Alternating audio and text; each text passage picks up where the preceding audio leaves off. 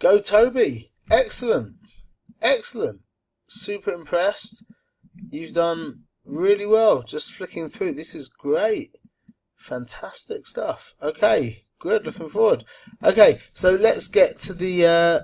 these are. I didn't even look at these actually. This is a great. This is a very. This is used very well. The bridge here. You used it really well. Excellent. Just to. Okay. So there's going to be a few things. There's a bunch of stuff that is above us technically right now that you're going to learn in the next week or two. But the point is, okay, it's a little bit dark, but don't worry about that. It's not your fault.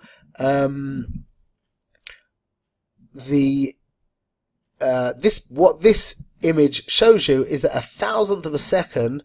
I'm assuming that this gentleman is your husband.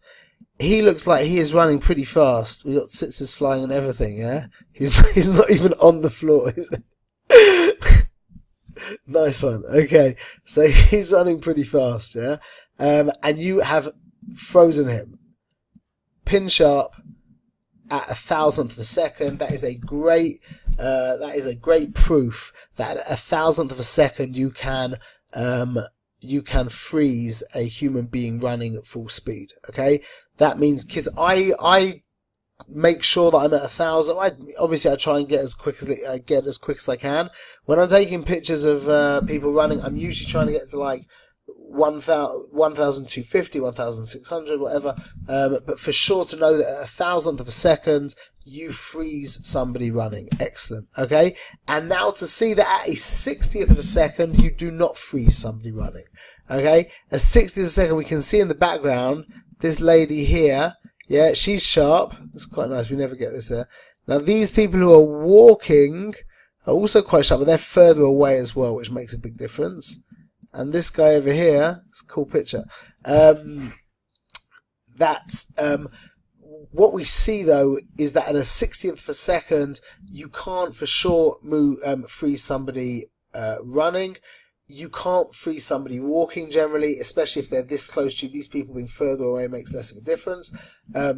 Somebody sitting dead still, like we saw over here, yeah, that you can cut with a 60th of a second, but you have to be very careful also from your side. Like we learned in the class, a 200th of a second is what we're trying to get to, but a 60th of a second is acceptable. You can hold the camera steady. You just have to be very, very conscious. If you're in a portrait situation and things are moving, kids are there, and you're walking this place and that place, and you're dealing with lots of different things flying, yeah, then to stop, compose, excuse me, take it, and it doesn't really work like that. So that's the rule. So we can see clearly here, although you can see clearly that you were able to keep the bridge steady, which meant you were holding the camera steady. Okay, and now a good example here is now you can see that even the bridge isn't steady. Okay, this is a great example. This is one of the best examples anybody's uploaded for us. This really is a great example. The truth is as well, I don't know if you did this consciously, but you can notice here that your husband does not appear on the light area of the picture. I'm not going to get into explaining that right now. It's a little bit involved. But anyway, you can see here at a 15th of a second, not even the stuff that is still is frozen. Those are the reasons why we chose those 3 times. Okay, 1,000th of a second for somebody running is sufficient. A 60th of a second, you can hold the camera steady, but you can't freeze motion. And a 15th of a second, you can't even hold the camera steady. Okay, it's very important. Those numbers are very important. Okay, excellent. This is panning. Okay, so you've done well here. The reason why it's not so pronounced is that he's quite far from you. What lens do you have? Oh, you have a 60. That's a nice camera. It's a notice your camera before, sorry. So you you froze it. The reason why we don't see it so crazily is because over here it's so light that you didn't really see the movement anyway. But you see the movement over here. Good, nice one. Thank you. That's a good one. Okay, me in 3. You can see that you stood here for longer and here for less time and here for even less time. Thank you for taking the energy out and putting up a black background. This is a good example. 30 seconds, you followed the instructions, and hopefully now you're starting to understand, or you're really deeply understanding that when the shutter is open, whatever moves around in the picture is going to start doing wacky things, crazy things, and the deeper you understand it, the more you'll be able to sort of visualize what these things are going to look like. And then also when you throw in Flash, it's a whole different world. It changes everything as well. Okay, excellent. Okay, we live in very different places. This is a very good example of traffic lines. You followed all the criteria well. You have you were able to support the camera steadily. Oh look, there's a great look at that. There's a little bonus you got over there. That is a picture with these traffic lights lit with red and green together. Okay, that's cute. That's because the shutter was open for so long, for 10 seconds, and in that time, the lights actually changed. Okay, excellent. I'm assuming now that you really understand this. This is great. Okay, merry-go-round. So this is a little different to the merry-go-round that I was thinking of, although this is like more really a merry-go-round. I was thinking about, you know, the roundabouts they have in the parks where you can go on the other side. But anyway, in short, it's great. It's nice. You've done well holding the camera steady really well. This is pin sharp. The focus is a little bit off here, but this is pin sharp. Excellent. Oh no, it's not that the focus is off, because this is also pin sharp. So this, she obviously moved a teeny bit within the picture as well, but this is great. Good one. Okay. Although I didn't have that in mind. I did have in mind being on a roundabout. Anyway. Okay. Okay. He looks very much chilled out. Okay, there's a few issues here. This hand is very distracting, okay? This line coming out here is not helping us in any way, and it creates a bang into the side of the frame. If you put his hand up here onto this, the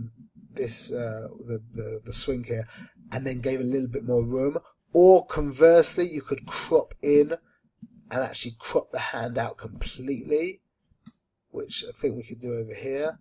Could we keep it leaving a little bit and we can just darken that in Lightroom. But I think as a composition that works a little bit better. I would also like to leave a little bit more room over here. Okay, and that is distracting. That would be that we could darken out. Anyway, that's a great shot. I really love that. Stats wise, stats are a bit wacky, but we're not holding there yet. So when we get there, we'll get there, which will be in the next couple of weeks. But excellent. That's a really great picture. I love that. Okay, nice one. Okay, this I really appreciate. I'll tell you why I really appreciate this is because you've taken the ideas of the homework and you've incorporated them into your photo shoot, which is exactly what you should be doing. Really, you need to be forward thinking, and it's like that's the whole point. It's like, well, if we learn this, and that means, what about if I do this? And, oh wow, yeah, look, that works. So that's just how, that's how I learned all of this. Really, literally how I learned it all. It's taken years and years and years and years, but now that I learned it all and I understand it, I just kind of formalized it, systemized it, and given it all to you guys. But that's how you do it. That is how you do it. So anyway, you are using an 800th of a second, and we can see here that this little guy is frozen. Here you did miss the focus slightly. This is quite difficult to get the focus on. Here the focus is on the bridge in the background, you see, and your husband is actually out of focus. When I said you kind of just missed it, it's funny because although you missed it by 150 meters, it's actually slight. It's actually still slight.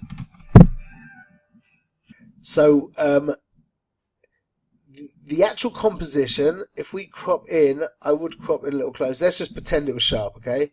Because this, when it isn't sharp, it's annoying to deal with. But it's very difficult to get this picture sharp. You've learned focus now. So what I would be doing to get this picture sharp I would be either moving my focus point to a corner where the kid's going to be with a 60. That's a little more difficult. Or taking one picture, focusing on your husband's hand or something there. And then going to manual focus and making sure you stay in the same place and your husband stays in the same place. But this is a great shot, just like I said, and like I'm sure you're feeling is like, oh, I wish that was sharp. If that was sharp, it would be a killer shot. The truth is, it's not sharp. It's just not sharp enough for me. That I would throw that picture away, and I would feel a lot of pain throwing it away. But I would throw it away. Just too many pictures. So. This is a great example of when you just missed the focus, and if you hadn't missed the focus, it would have been an absolute stonker, as we say over here. Okay, great, excellent. That is a great picture. I love that picture. Crop in a little closer. This is excellent. This is really using your camera very effectively. Why doesn't it have the stats here? Please, you have to make sure, take the time out. You have to get your stats back. I can see, I'm assuming you're editing in Lightroom now, which is great. Although this one has the stats. But anyway, I'm not sure why this doesn't have the stats, but please have a think and work that out, because to help you properly, I need to see the stats. Okay. This is great. This is a great shot. Again, like I said, we don't see the stats. The hands being cropped off are not such a big deal. I'll explain why. Because our point of entry is his face. We come down. And this line is strong enough. Do you see? This line is strong enough to pull us back. So this is a great example of where cropping off hands is not such a big deal. I would still darken them slightly in post, for sure. But it's not such a big deal because the line comes on it. This is a great thing to learn, is remember, I've said this to everyone, I don't remember who, but I always say this, is that the rule to cutting off hands and feet and stuff is nothing to do with hands and feet. It's to do with the underlying geometric structure of the image, and does it allow your eye to move around. Okay, so okay. Also here, we need more room over here. This is a great shot. We would also have liked eye contact, but you're really using your camera effectively. Pin sharp, beautiful, great lens. What lens is that? It'd be nice to know what lens that is.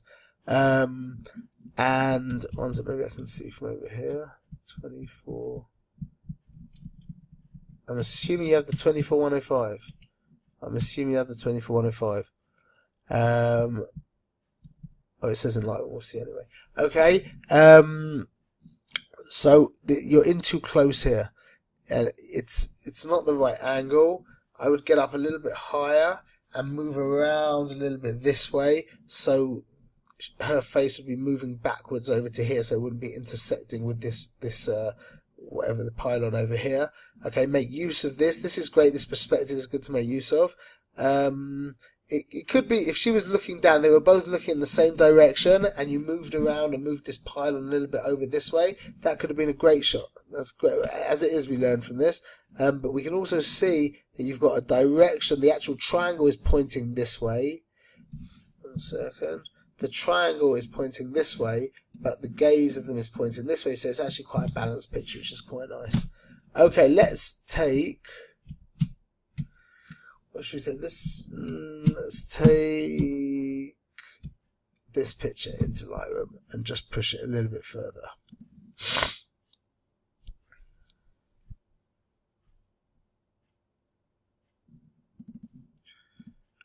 Okay, so it lost the crop that I did in Picasa because I didn't save it, but I'll recrop it.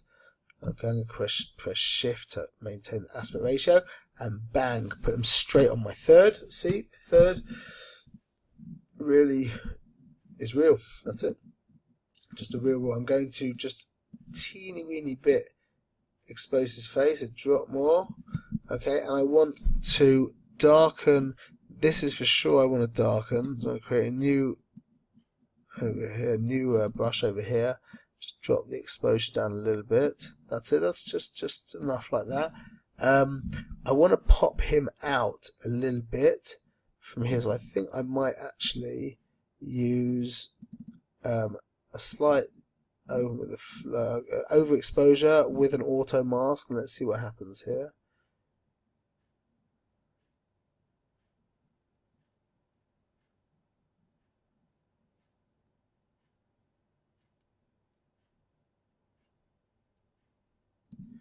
Yep, I think that made a great difference. And now I'm going to put in a radial filter. Press H so I can see what's going on. Okay, this is my favourite bit because I do it as like a surprise. So it's like this. We are going to drop the exposure. And I think also I want to warm it up a little bit. So it's difficult to do, so I'm just joking around now. So we're going to go click and we're going to see it the other way. I think it's going to be something like this. And then